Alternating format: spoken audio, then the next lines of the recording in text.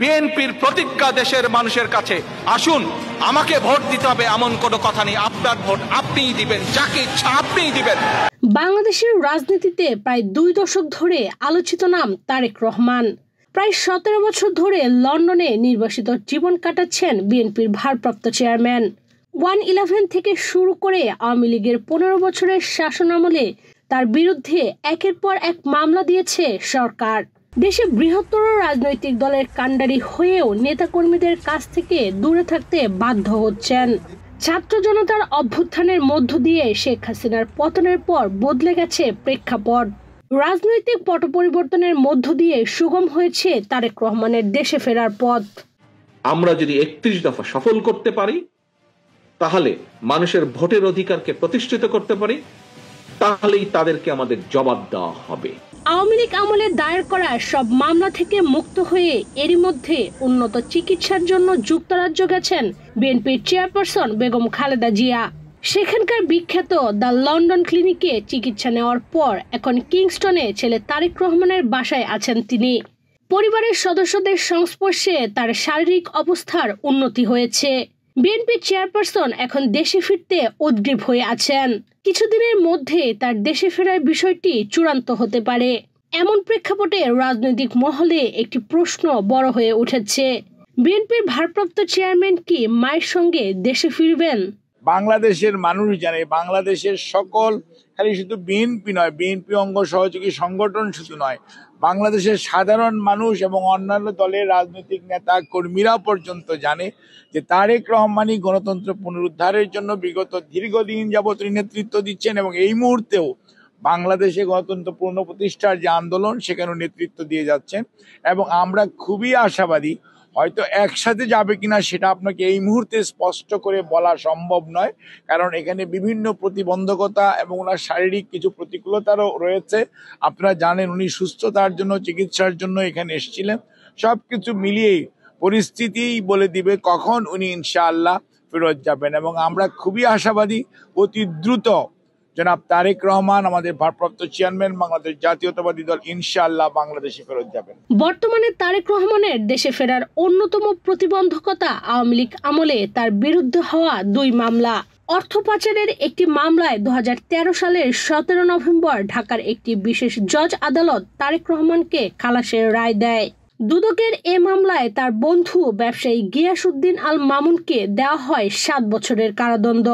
অধস্তন আদালতের এ রায়ের বিরুদ্ধে আপিল করে দুদক। শুনানি নিয়ে হাইকোর্ট 2016 সালের 21 জুলাই তারেক রহমানকে 7 বছরের কারাদণ্ড দেয়। গিয়াসউদ্দিন আল মামুনের পক্ষে গত 10 ডিসেম্বর আপিল হলে সুপ্রিম কোর্টের আপিল বিভাগ তারেক রহমান ও গিয়াসউদ্দিন আল মামুনের সাজা স্থগিত করে আপিলের অনুমতি দেয়। এ মামলায় আপিলের ওপর শুনানি হবে। এছাড়া জ্ঞাত আয় বহির্ভূত সম্পদ অর্জনের অভিযোগে দুদকের দায়ের করা আরেক মামলায় তারেক রহমানকে 9 বছর ও তার স্ত্রী ডাক্তার জোবাইদা রহমানকে 3 বছর কারাদণ্ড দেয় বিশেষ জজ আদালত। এই মামলার রায় হয়েছিল 2023 সালের 2 আগস্ট। দেশে ফিরতে হলে প্রথমেই তারেক রহমানকে মামলা মুক্ত হতে হবে। এর জন্য তাকে হাইকোর্টে আপিল করতে হবে। আইন অনুযায়ী কারাদণ্ডের বিরুদ্ধে আপিল করতে হলে প্রথমে বিচারিক আদালতে আত্মসমর্পণ করতে হবে। অবশ্য সরকার চাইলে ফৌজদারি কার্যবিধির 401 ধারায় তারেক রহমানের সাজা স্থগিত করতে পারে। সেটা হলে নিম্ন আদালতে আত্মসমর্পণ ছাড়াই উচ্চ আদালতে আপিল করা যাবে।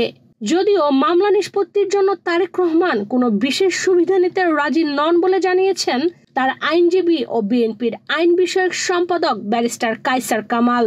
ভারপ্রাপ্ত চেয়ারম্যান জনাব তারেক রহমান সাহেব আমাদের প্রতি নির্দেশনা দিয়েছেন, তিনি দেশের সংবিধান, প্রচলিত আইন এবং আদালতের প্রতি আস্থাশীল।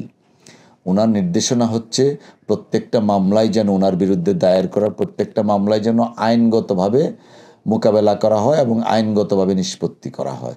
তারপরেও রাষ্ট্র যদি যে রাজনৈতিক হয়রানিমূলক মামলা প্রত্যাহারের জন্য রাষ্ট্র কথা বলছেন, পার্টিকুলারলি আমরা দেখলাম যে মাননীয় আইন উপদেষ্টাও কথা বলছেন, জনাব তারেক রহমান সাহেবের এই ক্ষেত্রে বক্তব্য হচ্ছে যে সারা বাংলাদেশে যতগুলা রাজনৈতিক মামলা দায়ের করা হয়েছে, শুধুমাত্র বিএনপি নয়, গণ অধিকার আরও অন্যান্য অপরাপর যত সংগঠন আছে, এই সমস্ত সংগঠনের হাজার হাজার নেতাকর্মীদের বিরুদ্ধে মামলা দায়ের করা হয়েছে।